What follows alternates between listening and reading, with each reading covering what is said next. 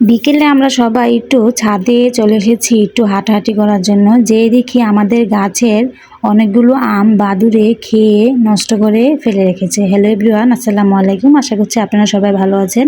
আলহামদুলিল্লাহ আমরা অনেক ভালো আছি। সকাল সকালে নাস্তা খাওয়া দাওয়া শেষ করে দুপুরে রান্নার আয়োজন শুরু করতে চলে আসলাম। প্রথমে আমি এখানে কিছু রুই মাছের মাথার উপরে কিছু হলুদের গুঁড়ো, মরিচের গুঁড়ো, লবণ দিয়ে ভেজে এক সাইড করে রেখে দিয়েছি। এখন তরকারিটা বসানোর পালা।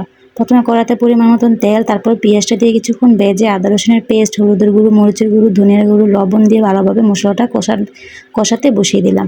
এর ফাঁকে আমি কিছু আমও খেয়ে নিলাম। আমাদের গাছের আমগুলো খেতে কিন্তু অনেক মজা।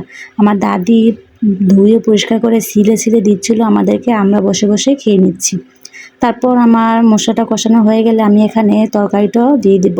এখানে কহি আর তার সাথে আলু দিয়ে ভালোভাবে অনেকক্ষণ কষে নিয়েছি। তরকারিটা কষে আসার পর তারপর ফ্রিজ থেকে নিয়ে এসে টমেটোটা দিয়ে তরকারির সাথে ভালোভাবে অনেকক্ষণ কষিয়ে নেব। টমেটোটা দিলে তরকারিটা দেখতেও সুন্দর দেখা যায়, খেতেও অনেক মজার হয়। দেখতে দেখতে আমার তরকারিটা ভালোভাবে অনেকক্ষণ কষানো হয়ে গেছে এবং সিদ্ধ হয়ে গেছে। তারপর আমি ভাজা মাছগুলো দিয়ে পরিমাণ মতন ঝোল দিয়ে দিব। এখন ঝোলটা ভালোভাবে অনেকক্ষণ জাল করে নেব। শেষে কিছু জিরার গুঁড়ো দিয়ে মাছের তরকারিটা নামিয়ে নেব। দেখুন মাছের তরকারিটা দেখতে কি সুন্দর দেখাচ্ছে, খেতেও কিন্তু অনেক মজার হয়েছিল। আজ আর বেশি কিছু রান্না করব না, কারণ গতকালকের মাংস তরকারি ছিল, সেটাও জাল করে নিয়েছি। কিন্তু এর পাশাপাশি মিষ্টি আলু দিয়ে, টমেটো, কাঁচা আম দিয়ে টক রান্না করব। যেই গরম পড়েছে, এই গরমের সময় একটু টক খেতে কিন্তু ভালোই লাগে। তার জন্য আমি এখানে কিছু মিষ্টি আলু, টমেটো, হলুদের গুঁড়ো, লবণ সব কিছু একসাথে দিয়ে ভালোভাবে সিদ্ধ করে নিয়েছি। তারপর ডাল ঘুটনিটা দিয়ে ভালোভাবে ঘুটে দিলাম। এখন আমি এটাকে বাগার দিয়ে দিব রসুন দিয়ে। শেষে আমি গাছ থেকে পেড়ে আনা একটা কাঁচা আম কেটে টকের ভিতরে দিয়ে দিলাম। দেখুন টকটা দেখতে কি সুন্দর দেখাচ্ছে। টকটা কিন্তু খেতেও ভালো হয়েছিল। আর আমার কাছে মিষ্টি আলুর টক খেতে অনেক ভালো লাগে। আমাদের বাসায় সবাই অনেক পছন্দ করে খেয়ে থাকে এই টকটা। তারপর দুপুরে খাওয়া দাওয়া শেষ করে বিকেলের দিক দিয়ে আমাদের গাছ থেকে অনেকগুলো আম পাড়া হয়েছে। এগুলো আজ ঢাকাতে পাঠানো হবে। তার সাথে কিছু শাক, আরও অনেক কিছু দিয়েছে। আমগুলো দেখুন দেখতে কি সুন্দর দেখাচ্ছে। আমাদের গাছের আমগুলো খেতে কিন্তু অনেক মজা।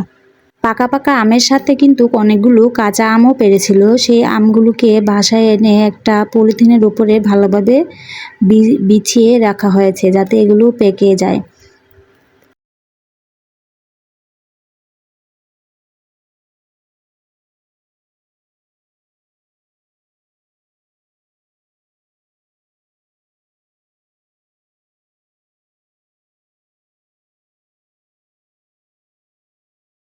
আমাদের গাছে অনেকগুলো কাঁঠালও এসেছে। সবাই কিন্তু মাশাআল্লাহ বলবেন।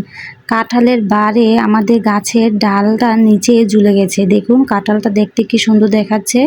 এই কাঁঠালগুলো শক্ত কুশ হলে খেতে ভালোই লাগে। আমার কাছে তো অনেক ভালো লাগে শক্ত কুশটি খেতে, কিন্তু নরম কুশটা খেতে একটুও ভালো লাগে না।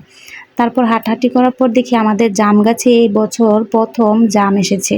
জামগুলো দেখতে কি সুন্দর দেখাচ্ছে মাশাআল্লাহ, কিন্তু জামগুলো এখনও কাঁচা। কিছুদিন পর জামগুলো পেকে আসলে আপনাদের সাথে শেয়ার করব। দেখুন জামগুলো দেখতে কি সুন্দর দেখাচ্ছে, সবাই কিন্তু মাশাআল্লাহ বলবেন। তারপর অনেকক্ষণ ছাদে হাঁটাহাঁটি করার পর আমরা সবাই বাসায় চলে যাচ্ছি। আকাশের দিকে তাকিয়ে দেখলাম সূর্যটা কি সুন্দর দেখাচ্ছে। আমাদের গ্রামটা কিন্তু আসলে অনেক সুন্দর। এই ছিল আজ আমাদের সারাদিনের একটা ফুল ভিডিও। ভিডিওটি যদি ভালো লেগে থাকে লাইক, ফলো, সাবস্ক্রাইব করে তানজিন আক্তার ব্লগের সাথেই থাকবেন। সবাইকে ধন্যবাদ।